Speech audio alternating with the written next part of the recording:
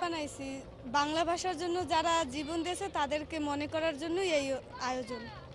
যে শহীদদের স্মরণে এই যে শহীদ মিনার বানাইছি, আর সাধারণত কথা আমরা যারা স্টুডেন্ট আছি তারা সবাই মিলে একসাথে আমরা সহযোগিতা করে আমরা এইসব বানিয়েছি। আমরা 2013 সাল থেকে এই রসুলপুর চরের শিশুদেরকে নিয়ে শহীদ মিনার নির্মাণ প্রতিযোগিতা শুরু করি এবং এবছর সেটির 13তম বছরে এই আয়োজনটি পা দিচ্ছে এবং পাশাপাশি আমরা এখানে সাংস্কৃতিক আয়োজনের মধ্য দিয়েও রসুলপুরের শিশুদের মধ্যে ভাষা দিবসের চেতনাকে বিকশিত করার চেষ্টা করি। আমরা মনে করি দেশপ্রেম ছাড়া দায়িত্বশীল মানুষ তৈরি হওয়া সম্ভব নয়। আমাদের এই ইতিহাসগুলি জানলে আমাদের শিশুরা দেশপ্রেমিক দায়িত্বশীল নাগরিক হিসেবে তৈরি হবে, এটা আমরা বিশ্বাস করি। এবং আমরা এটাও মনে করি যে 52-র যে চেতনা সেটাই 2024-এর জন্ম দিয়েছে।